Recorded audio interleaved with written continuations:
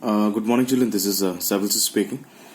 Children, today, I'm with a different concept, the concept of data handling, in which we will be dealing with bar graphs and double bar graph. Children, in the previous class, I had shared some graph works and mean, mode, and median. How to find mean, mode, and median. Those things I have explained. So, children, today I'm going to discuss about and I want to give you a basic concept of bar graph, how bar graphs looks like, how double bar graph looks like, how can we make bar graph, what are the rules, what are the basic rules of bar graph and double bar graphs, and the difference between bar graphs and double bar graphs that we will explain. We'll have a discussion in this particular video. Children, as you can see, I have used a plain white copy to explain, because as I'm not holding any graph copy at this moment with me, but I'll be trying to make you understand using this white copy only. So while you are trying out this graph works, bar graphs or double bar graph works, if you have got a graph copy, please try out on that. If no problem. For at this moment, you can utilize white copy only, no problem in that, or single line copy, no issues in that. But once you're able to manage graph copy, please try out these things on your graph copy only. So children, as the very first things comes on our mind, what is graph? Graph is the representation of data, especially when we are having, for an example, a shop sells number of copies in a week.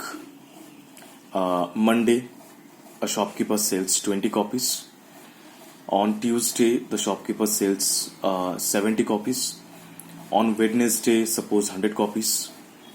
So better if I write the data. On Monday, 20 copies. On Tuesday, 70 copies. Wednesday, 100 copies.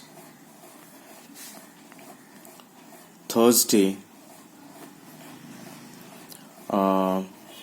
suppose 150 copies. Friday, suppose 10 copies, and Saturday, suppose 90 copies. These are the sales, number of copies sold by a shopkeeper throughout a week, started from Monday to Saturday. And I am asked to represent this data on graph. So children, one thing that we have to understand, here is two sort of data we are holding in our hand right now. One data is the number of days, like Monday, Tuesday, Wednesday, like that, and the number of copies, that is another data. So we are holding two data in our hand. So children, whenever we are holding two data in our hand, we have to understand that this data is to be represented on bar graph, single bar graph. Children, as we are studying just in class 7, as will be promoted to higher classes in class 8 and class 9, the data handling concept will be more vast and wide. More things we will understand about statistics or data handling. We will deal with histogram, we will deal with frequency polygon, and all that. These things will come in higher classes. As we are just studying in class 7, we will be dealing with only two concepts of graph. Those are bar graph and double bar graph. Single bar graph or single bar graph and double bar graph. So children, here in this particular video, we are going to explain about how to represent this particular data which I have written over here. I'll represent this data on bar graph. Suppose children, this is my graph copy. Suppose it's my graph copy.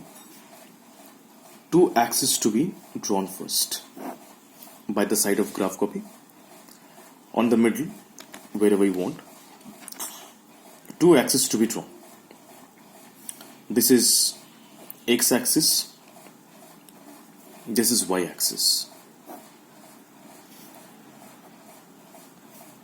Where these two axes are meeting at a point, that point is 0 or origin.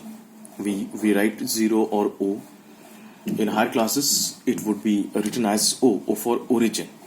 So here at this moment, I'm explaining you all as this as 0 only.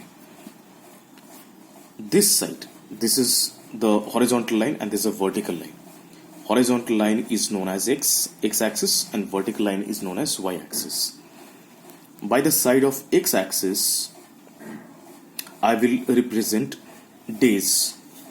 Suppose Monday, I'm writing in short, Monday, Tuesday, Wednesday, Thursday, Friday and Saturday. And this way I'm writing the number of days over here.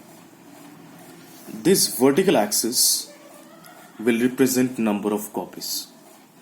Now the most important part of this concept of graph is, while we are dealing with this y-axis, we have to check out the data first.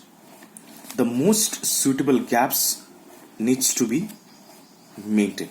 For an example, as I can see, my data are over here, 20, 70, 100, 150, 10, 90, like that. So children, if I keep my data in 10 gaps, suppose my data is starting from 0, if I take suppose after 0, if I take 10, after 10, 20, 30, 40, 50, 60, like that.